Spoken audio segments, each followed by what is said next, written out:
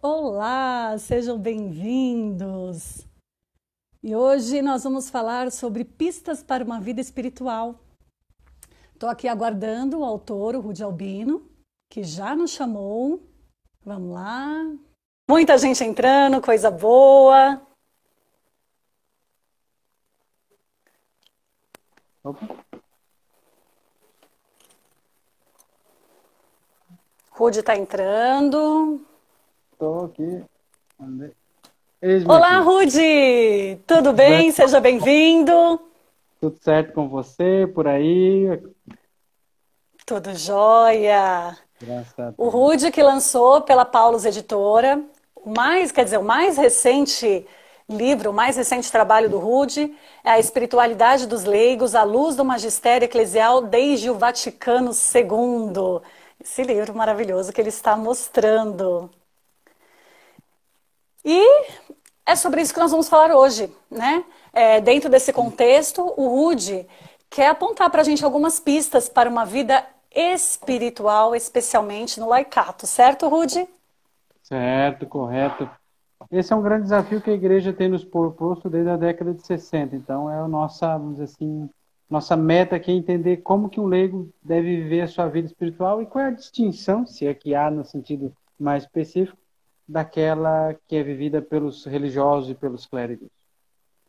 Bom, o Rude, ele é pós-doutorando em teologia e autor da Paulus. Rude, se apresenta pra gente, fala de você. Em todas as apresentações, eu digo que a apresentação mais honesta é feita na confissão, mas essa é só. Não precisa nesse momento, tá tudo bem. É Ah, tá. É só para dizer o que é possível dizer. Não, eu sou, Isso. eu sou leigo casado, catarinense, pai de 3 filhos, moro no Ceará. Minha formação é na área de filosofia, sociologia e teologia, né? Eu pós-doutorando na teologia. E sou Uhum. coordenador dos cursos de Filosofia e Teologia aqui na Unicatólica de Quixadá, no Ceará. Mas eu sou do sul de Santa Catarina. O senhor me trouxe para terras um pouco mais quentes. Ma- E trabalho com mas basicamente eu trabalho com a teologia do Papa Bento XVI. Eu tenho um canal no YouTube e também um site chamado Escola Ratzinger, onde eu apresento conteúdos em torno, em geral, da teologia e do magistério Joseph Ratzinger, Bento XVI. Boa parte do meu trabalho é nesse sentido. O livro tem outros trabalhos em outras direções, como esse da espiritualidade dos leigos, também para ampliar, vamos dizer assim, aqueles que são atingidos pelo meu trabalho. O Rude, já entrando, né, nessa questão do seu livro, A Espiritualidade dos Leigos, à luz do magistério eclesial desde o Vaticano II. Bom, a problemática relação que acontece desde o século V, né, entre os conceitos da natureza e a graça, dominam o pensamento cristão no Ocidente. Né? Numa Uhum. perspectiva bíblica essencial, e pensando na igreja em termos de realidade histórica, né?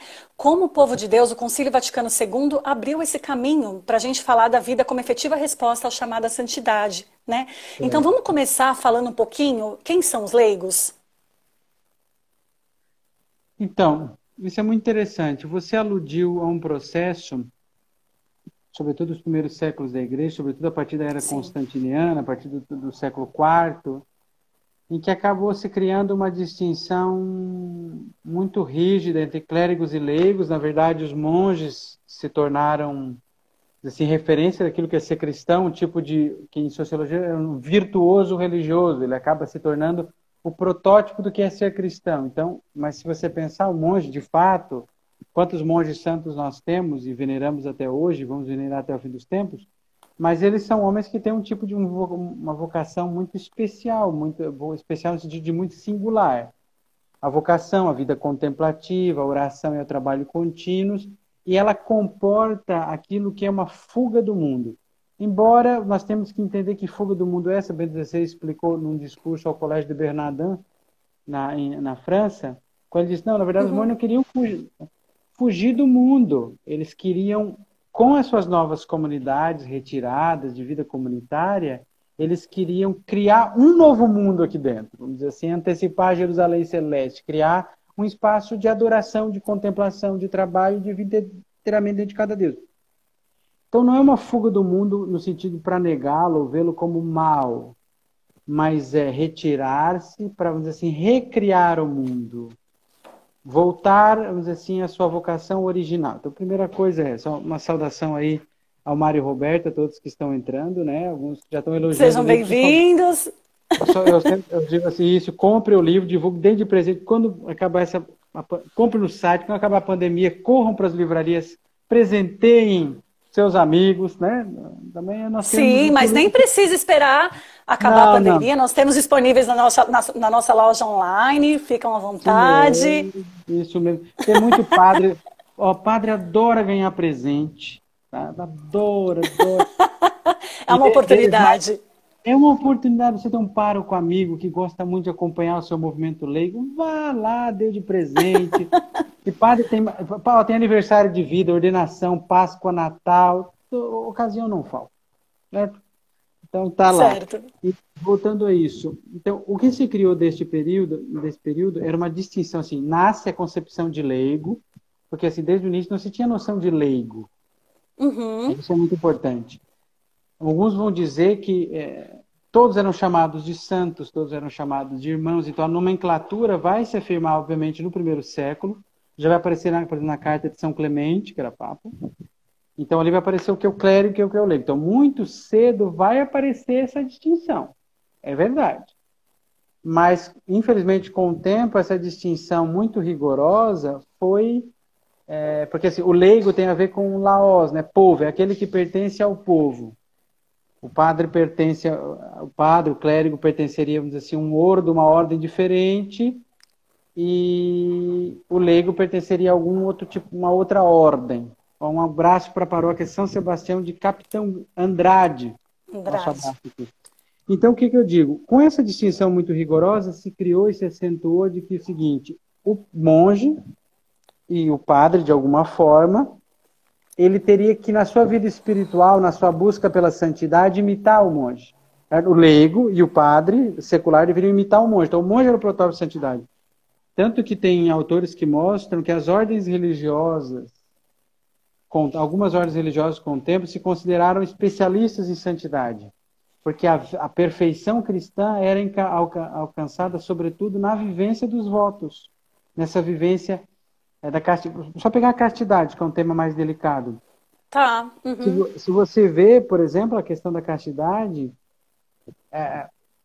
vê muitas vezes só na castidade ou no celibato a forma de viver a santidade é uma forma que limita porque você tira da esfera da sexualidade daqueles que vivem a sua sexualidade não celibatária, porque lembrando que castidade não é celibato, o catecismo é muito claro nisso, celibato é você não ter um marido, uma mulher, viver sem relações sexuais, em geral por algum motivo de ordem missionária, apostólica. Vamos dizer. Uhum. Mas o catecismo vai dizer o que sobre castidade? É a vivência ordenada da própria sexualidade. Então, a castidade pode ser tanto um solteiro, quanto um casado, quanto um padre. Então, nós esperamos que tanto um homem casado, uma mulher casada, quanto um padre seja um caso. Então, isso é importante. Uhum. Mas eu digo o seguinte, começou a se ver aqueles que vivem da carne como espiritualmente, vamos dizer assim, não necessariamente inferiores, mas que teriam mais dificuldade para ser santos, porque cederiam os reclames da carne. É um certo platonismo, vamos dizer assim. Né? Muitos autores vão mostrar que é uma forma empobrecida de platonismo, ou seja, uma visão negativa da matéria. É aquela coisa que só vai ser santo de verdade quem não faz sexo. Com isso, claro, isso eu estou falando de extremos, de exageros. Uhum. Né?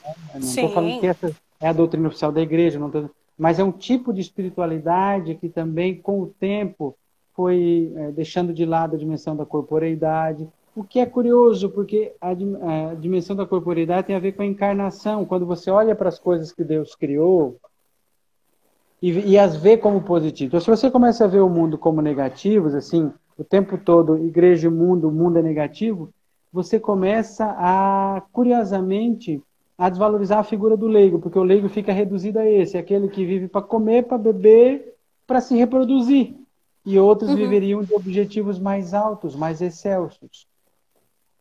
A igreja sempre combateu esses exageros, sempre... claro que há autores que têm uma visão negativa da carne, dependendo das suas influências filosóficas, tem todo um discurso sobre o pecado original, mas o que a igreja vem fazendo nos últimos tempos? Depurando, purificando, porque, veja, quando a igreja canoniza alguém ou coloca um pensamento como referência, ela não diz que nem a pessoa é perfeita, nem o seu pensamento, né?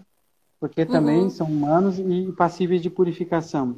Só para você ter uma ideia daquilo que eu estou dizendo, Romano Guardini, que eu cito na minha apresentação, ele vai dizer, e Romano Guardini é um grande intelectual que influenciou a Alemanha, sobretudo no início do século XX, ele diz uma coisa, imagina, ele está falando no século XX, ele diz lá, está lá na página 31 da introdução ao livro, há uma piedade nociva que procura exaltar as coisas divinas, rebaixando as coisas deste mundo.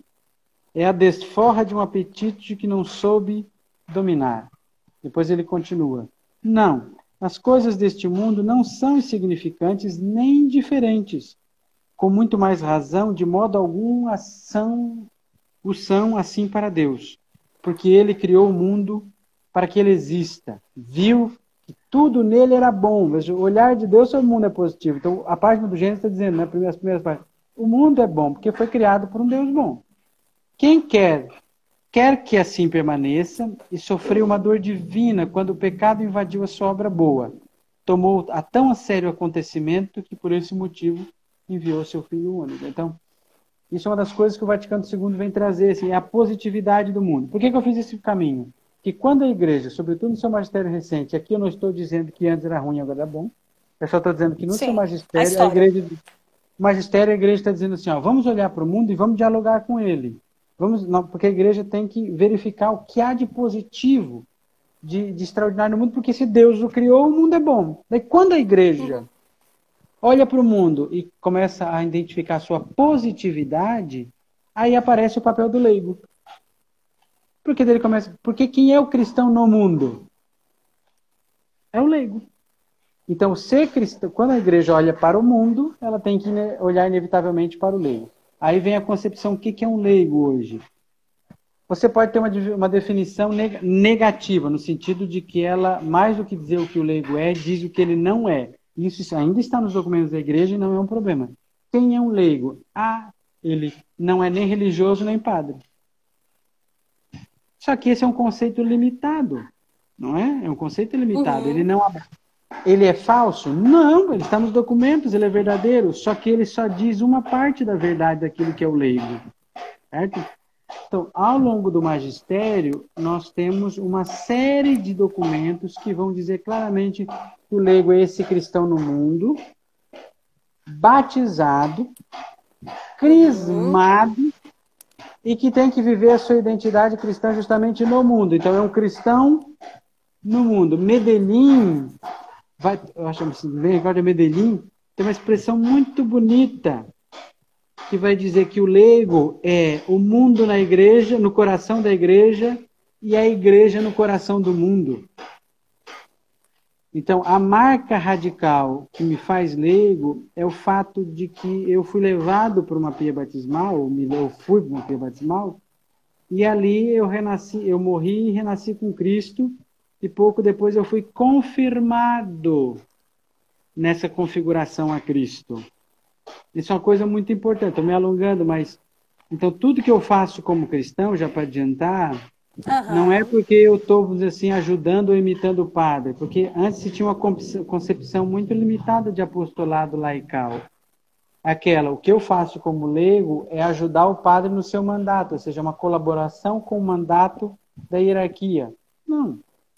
O Vaticano II vai dizer, não, olha, quando um leigo age, ele age não em nome diretamente da igreja, porque ele não pode não ter recebido uma delegação direta, mas ele age como cristão, como membro da igreja. Então, no meu trabalho, nós aqui nessa live, fazendo os nossos trabalhos, nós estamos agindo como cristãos, não como alguém, porque senão parece que agir cristamente é só participar dos sacramentos, de obras religiosas e que tem um membro da hierarquia. Não. O trabalho, por exemplo, é um lugar de realização da minha vocação laical. Você que está conduzindo, depois estão surgindo umas perguntas aí, né? Tem uma pergunta aqui. O Charles, ele coloca uma dúvida. Quando os primeiros pais apostólicos eram chamados de santos e devido à sua vida piedosa, o porquê realmente intitulado como santos? Por exemplo, Santo Agostinho. Quando os primeiros pais apostólicos eram chamados de santos devido à sua vida piedosa... Sim, veja, curiosamente, nunca esqueça disso. Se você pega os Atos dos Apóstolos, pegue só os Atos dos Apóstolos, as primeiras páginas. Então, capítulo 8 lá. Não são os padres, são os primeiros santos da igreja que são chamados de santos. Todos os cristãos são chamados de santos. É só poderia ele pegar a Bíblia e dizer assim, Pedro visitou os santos que estavam em tal cidade. Jope, um exemplo aleatório aqui. Então, os cristãos eram conhecidos como santos, os membros do caminho, até que chega um momento que ele vai dizer, foi em Antioquia, antes dos apóstolos dizer, em Antioquia foi o primeiro momento que foram chamados de cristãos, mas até aquele momento eram chamados de santos. Então, com o tempo, os padres, ou os pais apostólicos, ali, na verdade, eu diria o seguinte, membros da comunidade, por sua excelência na doutrina e a sua exemplaridade na virtude, foram chamados de padres, de pais. Tanto que nós temos padres da igreja que não eram padres ordenados, não eram sacerdotes. Mas santos, o qualificativo de santos era atribuído a todos aqueles que passaram pela santificação batismal. É isso, né? Porque basicamente, esse é o sacramento do batismo. Né? Outro vai dizer ali, na trilha da cura, gostei do nome. É mais difícil, mas acredito sim que pode haver santo matrimônio. Aí é a mentalidade da espiritualidade. É mais difícil por quê? Essa é a pergunta. Você vai mencionar com o Gaudete et Exultate e vai ficar muito claro ali. Não é mais difícil. Não é mais difícil. É diferente. O que o Papa João Paulo II, sobretudo, João Paulo II canonizou primeiro, beatificou o primeiro casal. Né? Então eles foram beatificados. Para dar um exemplo, isso é curioso. Isso é uma menina que eu conheci, Maria Tereza, até se ela estiver ouvindo, ela me falou desse casal, me chamou a atenção quando eu fui lá na PUC de Porto Alegre falar de espiritualidade dos leigos. Ela me chamou a atenção para o casal Luigi, se não me engano, Maria Beltrame Quattrochi. Foi o primeiro casal beatificado por João Paulo II. Canonizado foram os pais de Santa Teresinha. O primeiro casal canonizado. Certo? Mas o primeiro casal a ser beatificado foi por João Paulo II e foi um casal cujos filhos, se não me engano, 3 foram padres e um leigo. E quem escreveu, até onde foi me dito, o ritual de canonização, o primeiro esboço, foi um dos filhos deles. Olha que coisa interessante. O primeiro casal beatificado na igreja, o primeiro esboço do ritual de beatificação de casal foi escrito pelo filho deles.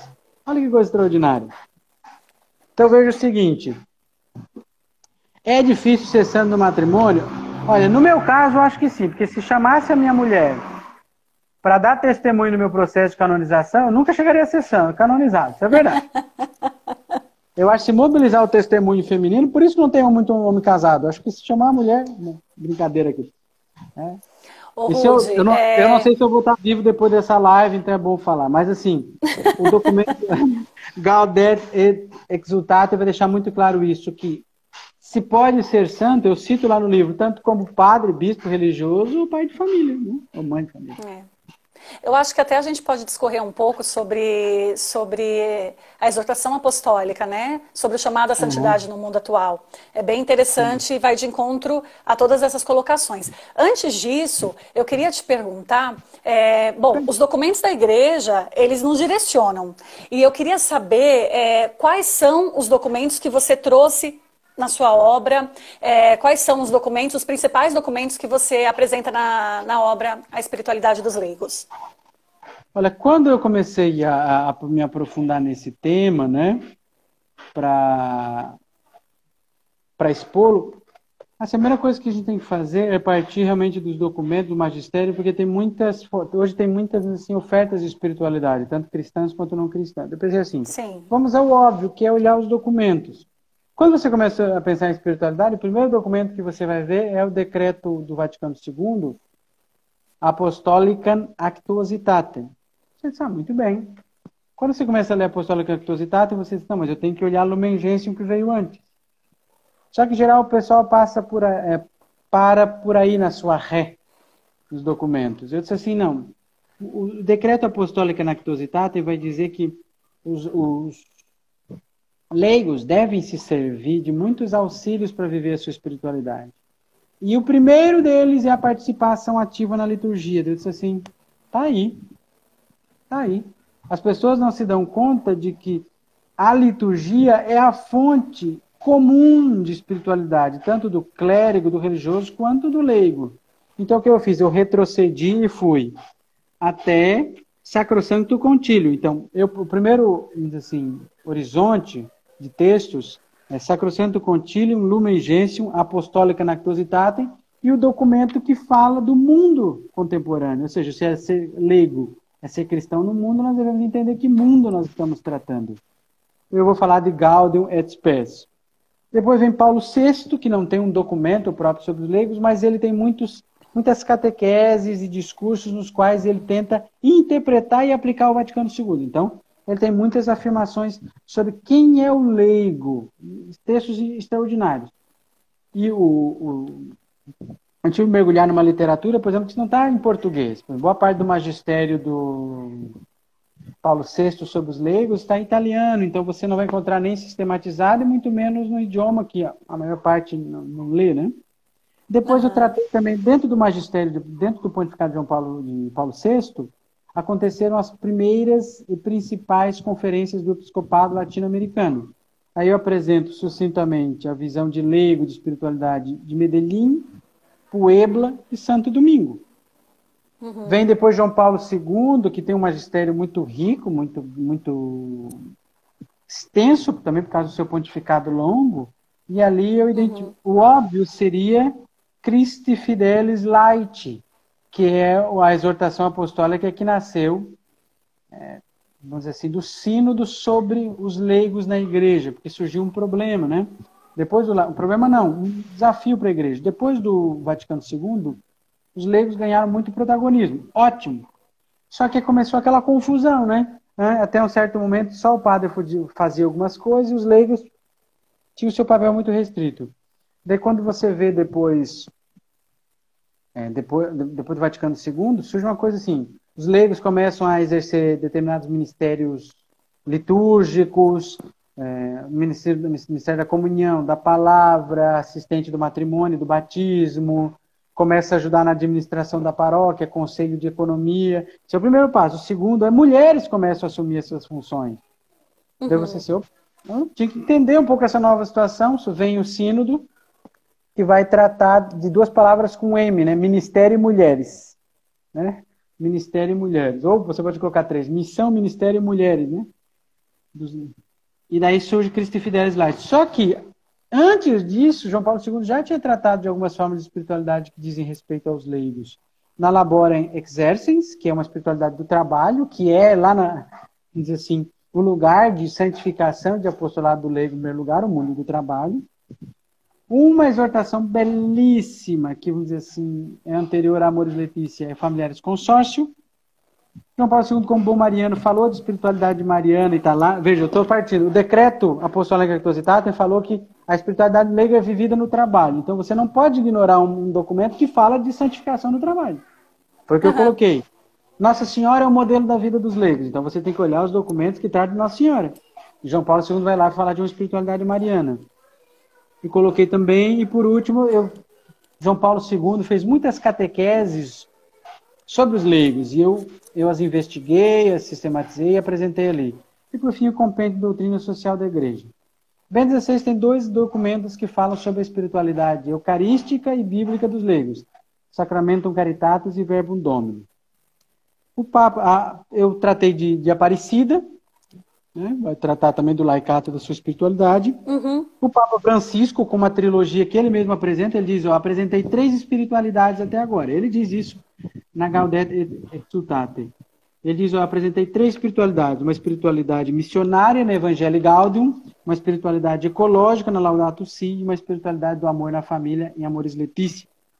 E, por fim, eu trato a Conferência dos Bispos do Brasil com os documentos 62 a 105. Então, esse é o panorama, um amplo panorama de mais de 50 anos de documentação, e que eu vou lá e apresento, estudo, aprofundo aquilo que diz respeito a nós como leigos.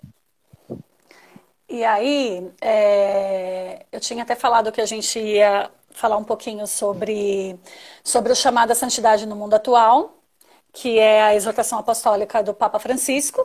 Gaudete porque et vai, exultate. sim, porque vai de encontro aos questionamentos que foram feitos aqui. Tem um trecho que eu separei, que é o número 14 da exortação, que é assim: és uma consagrada ou um consagrado, sê santo, vivendo com alegria a tua doação. Estás casado? Casado, Sê santo.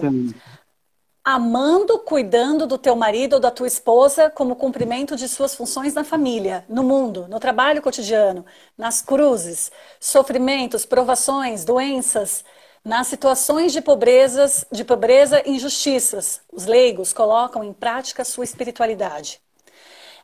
Depois ele traz uma linguagem muito simples, né? Essa fala. Essa santidade a que o Senhor te chama vai crescendo com pequenos gestos. Por exemplo, uma senhora vai ao mercado fazer as compras, encontra uma vizinha, começam a falar e surgem as críticas. Mas essa mulher diz para si: não falarei mal de ninguém. Isso é um passo rumo à santidade.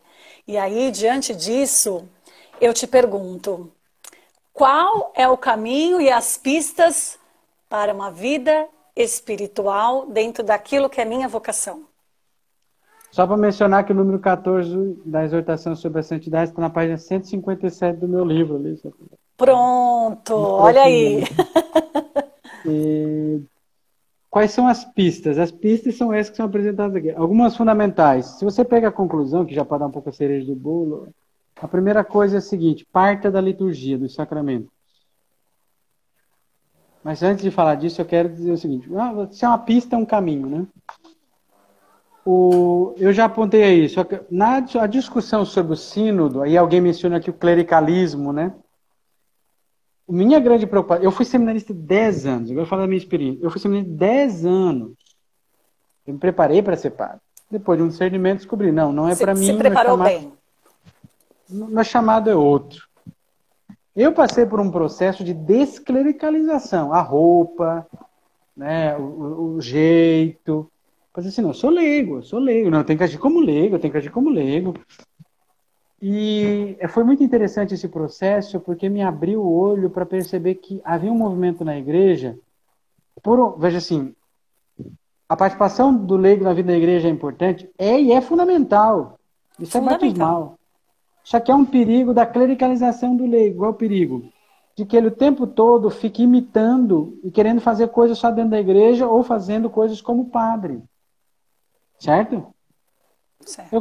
Eu vou dar um exemplo para partir da pista. Eu dei um exemplo nas outras lives em que mencionei isso. Eu conheci um rapaz dentro de um movimento da igreja, um movimento para o qual eu dava formação bíblica, um rapaz muito bom, muito bem intencionado, só que ele teve um filho. Ele não era casado com a moça, nunca chegou a casar com ela, acompanhava o filho. O rapaz começou a pregar na igreja, tudo bem, até aí. Só que ele começou a ter dúvidas vocacionais. E por um conhecido em comum nosso, ele disse: o fulano está com dúvida vocacional. Ele está pensando em entrar em religiosos. Eu assim, como é que é? Religiosos? Sim. O filho dele tinha 2, 3, 4, 5 anos no máximo na época. Deus disse assim: manda dizer para o teu filho, para esse nosso amigo, que eu sei a vocação dele. A vocação dele tem certidão de nascimento e carteirinha de vacinação. Certo? A vocação dele é o filho dele. O chamado dele está ali. Ponto. Muita gente acha que está servindo a Deus fazendo obras de apostolado direto, apostolado eclesial. Está no retiro, está no movimento, participar, sabe? Está o tempo todo dentro da igreja. Primeira coisa, tem que ter esse duplo movimento para fazer um desenho. A igreja que quer, como leigo, que nós levemos a nossa vida para dentro da igreja. o trabalho, as angústias e participemos dos sacramentos. Eu, como um batizado, filho de Deus, vou para a igreja e lá eu participo, sobretudo, da Eucaristia. Então esse é o primeiro passo, a participação ativa na Eucaristia. Mas o que é uma participação ativa? Ela tem duas dimensões. A exterior, obviamente, cantar, celebrar, rezar, responder, mas tem que ter uma dimensão interior, que é a dimensão da união da minha alma com Deus. Isso é fundamental. Isso é uma participação ativa. Qual é? Eu levo a minha vida e eu a coloco sobre a patena. Eu sempre digo isso. Quando o padre joga aquela gotinha d'água dentro do cálice, ele diz que possa a nossa humanidade unir-se à sua divindade. Nesse pequeno gesto está encerrado um grande simbolismo espiritual para nós, os leigos. Possa a nossa humanidade, mas que humanidade é essa? O nosso cansaço, a nossa fraqueza, os nossos limites, mas também o nosso trabalho, o nosso empenho, a nossa vida diária, a nossa dedicação aos filhos, certo? Quando o padre pega o pão e o vinho, nunca esqueçam disso, ele diz, na hora da ação de graças sobre o pão, bendito sejais, Senhor Deus do Universo, pelo pão que recebemos da vossa bondade, fruto da terra e do trabalho humano. Ele pega o vinho, bendito sejais, Senhor Deus do Universo, pelo vinho que recebemos da vossa bondade, fruto da videira e do trabalho humano, ou seja, ali na oração está, vamos dizer assim, por ordem de Paulo VI, curiosamente. Paulo VI pediu que se colocasse nessa oração a palavra trabalho, porque a obra humana participa da obra da redenção que acontece na liturgia. Olha que coisa bonita, todas as nossas fadigas, todos os nossos medos, todos os nossos anseios são colocados ali, ou seja, nós levamos aí é o movimento, nós levamos o mundo para a Eucaristia. Para quê? Para que seja consagrado. Aquele pão não caiu aquele pão que vai ser o pão do céu não caiu do céu, ele foi feito por mãos, pelo trabalho. Esse é o belo movimento. O ofertório é isso. O ofertório é isso. Bento XVI dizia, né, que na consagração vai acontecer como se fosse uma fissão nuclear. É o momento em que começa a despontar uma transformação do mundo. Não esqueça que em cada Eucaristia, um pouquinho da matéria. Veja, a matéria não é má.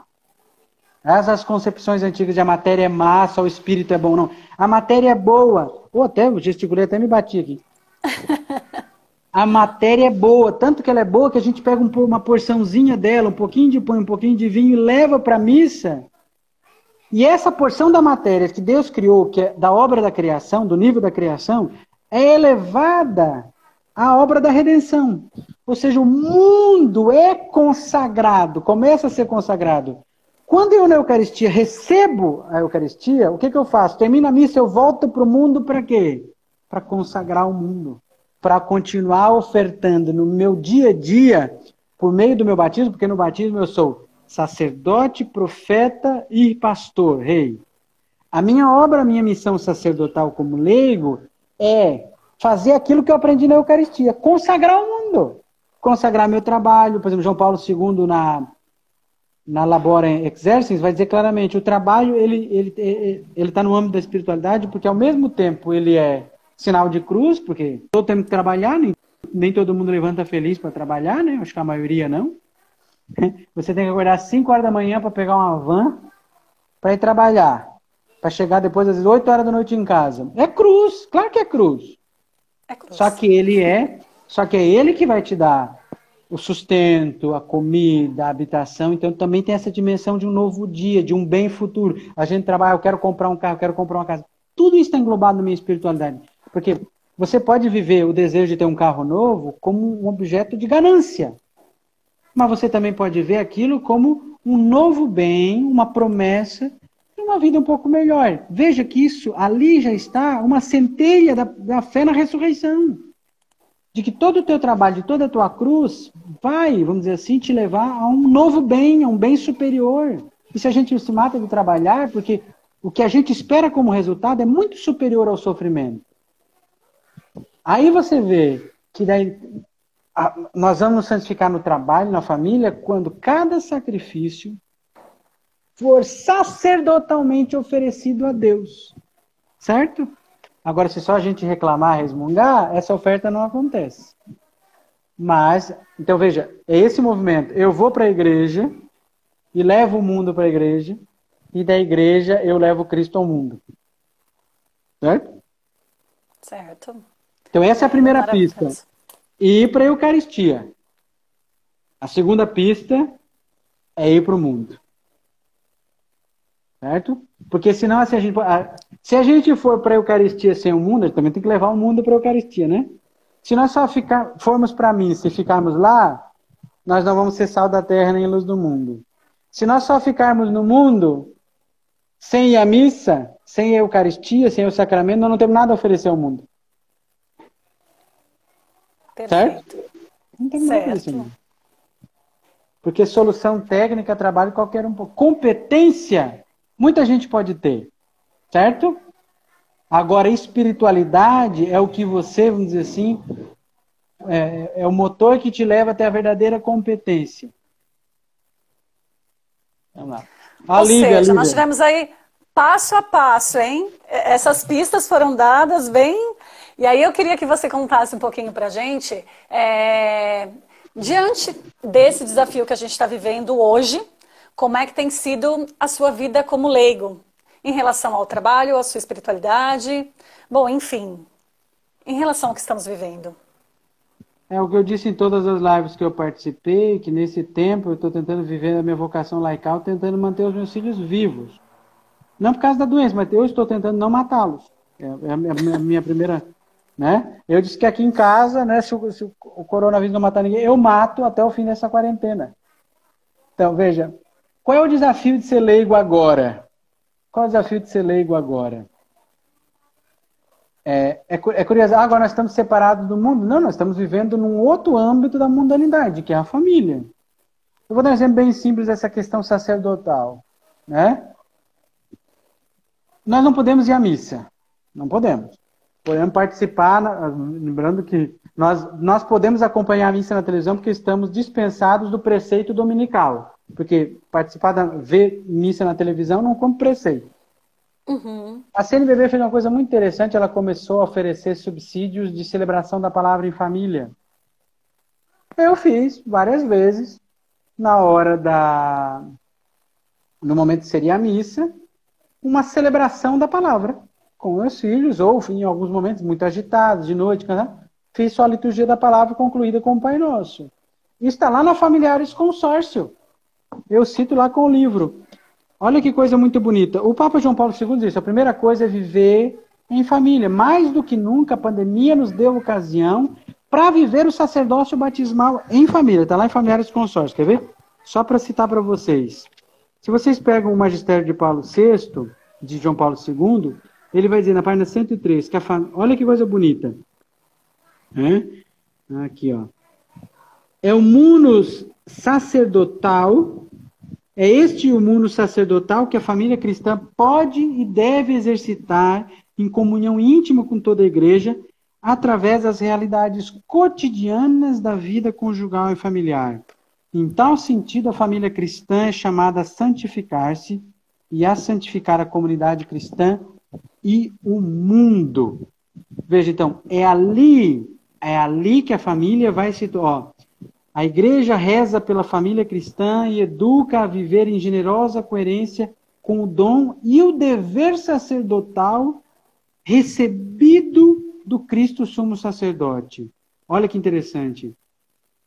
Na realidade, o sacerdócio batismal dos fiéis, vivido no matrimônio e sacramento, constitui para os cônjuges e para a família o fundamento de uma vocação e de uma missão sacerdotal, pela qual a própria existência cotidiana se transforma num sacrifício espiritual agradável a Deus por meio de Jesus Cristo.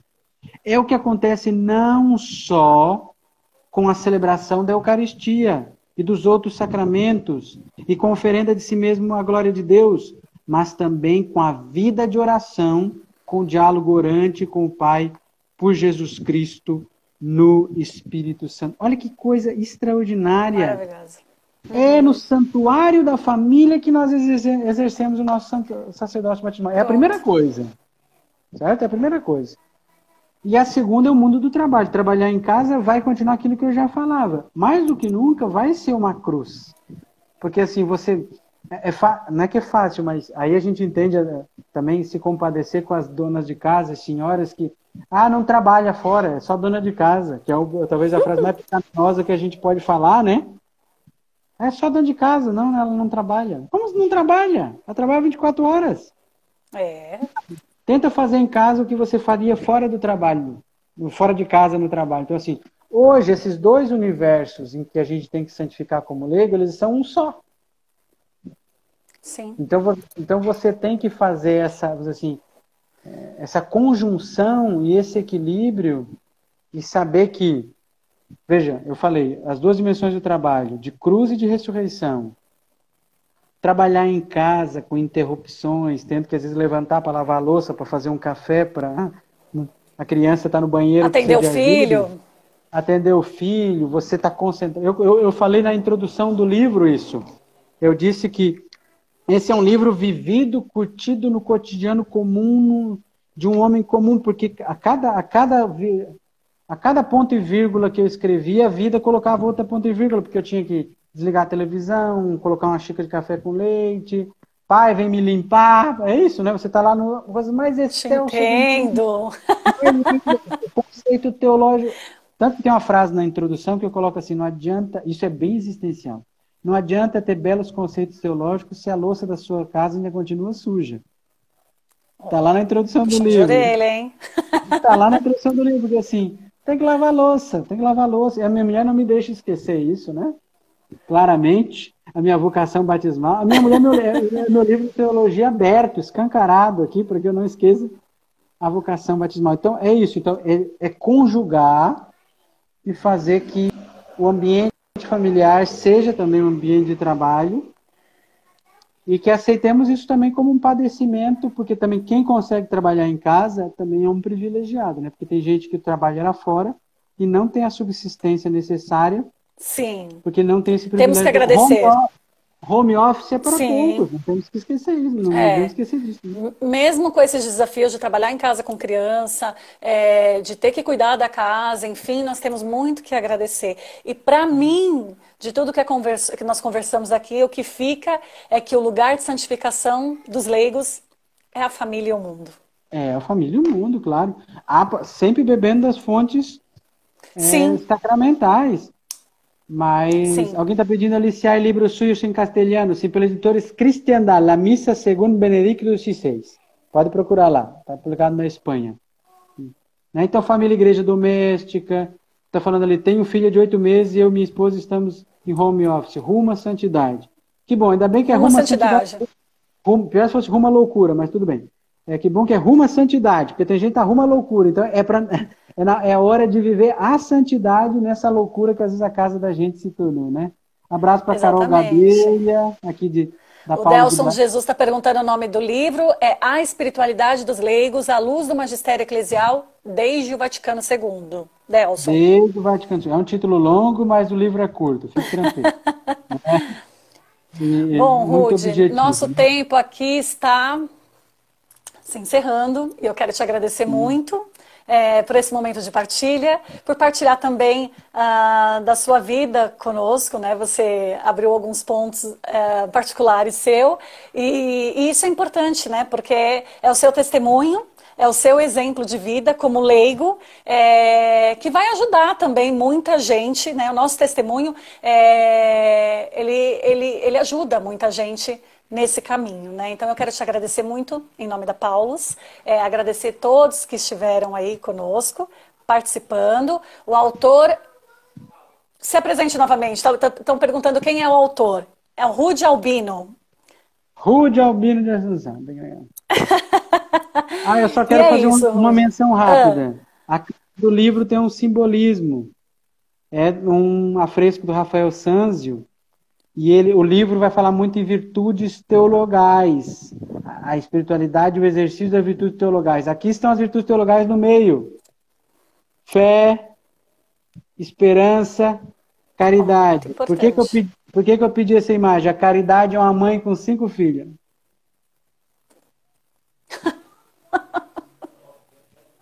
Caridade é uma mãe, né? Uma leiga. Ótimo! Muito bom.